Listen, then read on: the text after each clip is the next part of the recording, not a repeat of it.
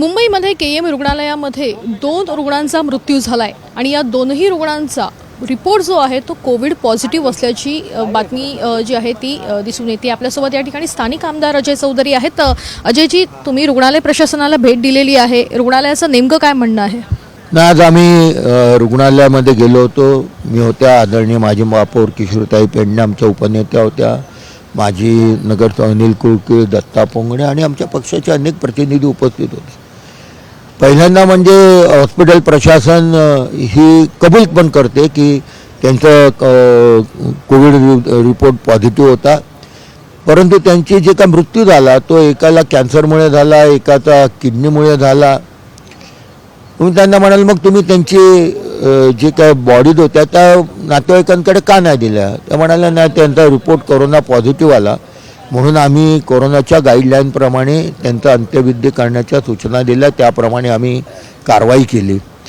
मग एका बाजूने कबूल करतात की त्यांना रिपोर्ट कोरोना पॉझिटिव्ह होता, परंतु कुठेतरी प्रशासन हे लोकांना सांगू इच्छित नाही असं मला वाटलं। आणि मग माझ्याकडे जी अतिरिक्त माहिती होती मी त्यांच्यासमोर ठेवली। म्हणलं तुम्ही 2 पेशंटच्या मृत्यूच्या संदर्भात सांगतात, पण बाकीचे 8 पेशंट हे तुमच्याकडनं सेवन हिल हॉस्पिटलकडे पाठवण्यात आलेले आहेत, ते का पाठवलेत? तर म्हणाले ना हो, त्यांचे पण रिपोर्ट कोरोना पॉझिटिव्ह होते। खरं म्हणजे ते पहिला पेशंट आहेत असं करून माझ्याकडे लिखित माहिती होती, कुठल्या वॉर्डमधनं किती पेशंट गेले, ICUतनं किती पेशंट गेले, 4 नंबर A मधनं किती गेले, आणि त्यांच्या नावासगट मी त्यांना ज्यावेळी वाचून दाखवलं होतं त्यांनी कबुली दिली, हो आम्ही हे पेशंट पाठवले। मला का पाठवले? ना त्यांचे रिपोर्ट कोरोना सदृश्य होते। पण त्यांचं हे म्हणणं होतं की जो पहिल्या लाटेतला दुसऱ्या लाटेतला कोरोनाचे कोविडचे जे पेशंटचे जे प्रभावी सिम्पटम्स होते तेवढे प्रभावी नाहीत। मी म्हणाले प्रभावी होण्याची वाट पाहत आहे का कोण तुम्ही? बघा, कोरोना काय तुम्ही घडवलेला नाही, त्या जनतेने घडवलेला ना, पण हा जे काय प्रसार होतो आहे, जे 10 पेशंट आपल्याकडे आले होते या संदर्भातली माहिती आपण लोकांपर्यंत नेलीत का? त्याची लक्षणं लोकांना सांगितलं? हे लपवण्यासारखं काय? तुम्ही तातडीने याबाबत हा अहवाल तुम्ही सरकारकडे, तुम्ही महानगरपालिकांकडे, आरोग्य खात्याकडे पाठवणं गरजेचं आहे। आणि निदान एक प्रेस नोट काढा की आमच्याकडे 10 पेशंट होते, ते 10ही पेशंट कोरोना सदृश्य त्यांना आजार आहे, पॉझिटिव्ह रिपोर्ट आहे, आणि कुठली कुठली लक्षणं असतील ती लक्षणं लोकांना सांगा। ती लक्षणं जर कोणाला असतील तर ताबडतोब आपण उपचार घ्या, रुग्णालयात जा, असं सांगण्यात तुम्हाला कुठली हरकत आहे? बरं, हे विशेष सांगतो तुम्हाला, पहिला पेशंट त्यांनी जो पाठवला आहे तो पाठवला आहे 9/5ला, त्याच्या अगोदर पाठवला 8/5ला सेवन हिलला, 13/5ला पाठवला, 15/5ला पाठवला, 18/5ला पाठवला, 10/5ला पाठवला। म्हणजे हे पॉझिटिव्ह कधी आले? 9/5ला। आज 10 दिवस होऊन गेले, आजचे 19/5 आहे। 10 दिवस का नाही अहवाल पाठवलात? प्रशासन लपवतं असं वाटतंय म्हणजे कोर्स का नाही पाठवलात? बरं, मी सेवन हिल हॉस्पिटलशी बोललो या संदर्भात। मी त्यांना विचारलं असे 8 पेशंट आपल्याकडे आलेत का? ते म्हणाले 8 पेशंट आमच्याकडे केईएममधनं आले। मी बोललो काय त्यांची स्थिती आहे? ते म्हणाले 1 पेशंट बरा होऊन गेला, 1 पेशंटची थोडी प्रकृती ठीक नाही आहे, बाकीचे सगळे पेशंट आहेत ते 6 पेशंट स्टेबल आहेत। मी म्हणलं त्यांना का पाठवलं, का त्यांनी केईएमने का पाठवलं आहे? ते म्हणाले साहेब केईएमने जे पाठवले ते कोरोना पॉझिटिव्ह आहेत म्हणून पाठवले आमच्याकडे।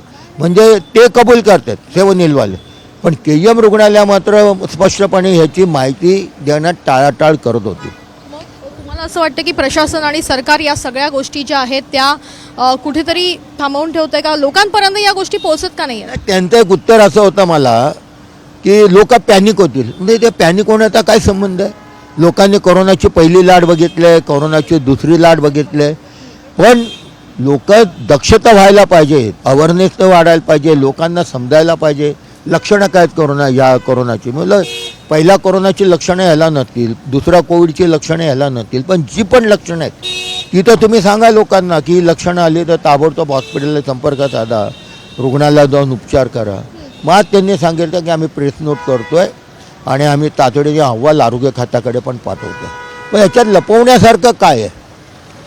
पण आज आमच्या ते लक्षात आलं म्हणून जनतेच्या हिताकरता आम्ही गेलो होतो आणि यातल्या 8 पेशंट हे त्यांनी सेवन हिलमध्ये पाठवलेले आहेत। 1 पेशंट डिस्चार्ज झाला आहे, 1 पेशंट थोडासा तब्येत त्याची ठीक नाही आणि 6 पेशंट स्टेबल आहेत असं रुग्णालयाचं म्हणणं. लिखित माहिती आपल्याकडे उपलब्ध आहे असे अन्य पेशंट देखील असण्याची शक्यता वाटते मुंबई महानगरात? हे तर मी नुसतं KM रुग्णालयातच सांगतो, कारण मी KM रुग्णालयाच्या शेजारी राहतो. त्यामुळे KM रुग्णालयातल्या सगळ्या पेशंटची माहिती आज सकाळी 9 वाजता माझ्या हातात आली. आमची 10 वाजता मिटिंग होती आणि 9 वाजता ही माहिती माझ्या आली. त्याही पलीकडे जाऊन सांगतो, प्रशासनाने कबूल केलं, KM रुग्णालयामध्ये आज ऑपरेशन करता अतिशय आवश्यक असतात ते डॉक्टरांचे हँडग्लोव्ह देखील उपलब्ध नाहीत. हँडग्लोव्ह देखील उपलब्ध नाही. माझ्यासमोर त्यांनी कबूल केलं की आम्ही मागणी केली आहे, अकाउंट्सला आहे, येत्या 2-3 दिवसात येतील. आता हँडग्लोव्ह शिवाय डॉक्टर ऑपरेशन करणार का? आणि मग पेशंटच्या नातेवाईकांना केमिस्टकडनं हँडग्लोव्ह आणायची चिठी देतात, हँडग्लोव्ह घेऊन या. तर काय चाललं आहे? आरोग्यावरती करोडो रुपयांचं बजेट आहे आणि अशा प्रकारे KM रुग्णालय हे आमच्या गोरगरिबांकरता जन्म जगवण्याचं ठिकाण आहे. तिथली परिस्थिती अशी एवढी नाजूक बनवण्या इतपत आपण प्रशासनाचं दुर्लक्ष झालेलं आहे. आणि प्रशासन रस्त्यावरती खरं म्हणजे आरोग्य मुंबईकरांकरता अतिशय महत्त्वाचं आहे, पण त्याकडे दुर्लक्ष केलं जाते आणि नको तिथे अधिक लक्ष दिलं जाते असं माझं ठाम मत आहे. आपण बघतोय की या ठिकाणी अजय चौधरी जे स्थानिक आमदार आहेत त्यांनी स्पष्टपणे म्हटलेलं आहे की KM रुग्णालयामध्ये जवळपास 10 कोविड बाधित रुग्ण होते, त्याच्यापैकी 8 रुग्ण हे 7 हिल्स हॉस्पिटलमध्ये पाठवण्यात आले आणि 2 रुग्णांचा मृत्यू झालाय. इतकी गंभीर बाब असताना, इतकी कठीण बाब असताना प्रशासन नेमकं का सगळ्या गोष्टी लपवत आहे, का लोकांपर्यंत या गोष्टी आणल्या जात नाही, असे सवाल देखील त्यांनी या निमित्तानं उपस्थित केलेत. कॅमेरा पर्सन विक्रम सवई, रेही काणेकर, साम TV न्यूज, मुंबई. देश विदेशातील प्रत्येक घडामोडींचे लाईव्ह अपडेट मिळवण्यासाठी आता साम टीव्हीच्या सर्व सोशल मीडिया प्लॅटफॉर्मला लाईक, फॉलो आणि सबस्क्राईब करा. तसंच सर्व नोटिफिकेशनसाठी बेल आयकॉन प्रेस करायला विसरू नका.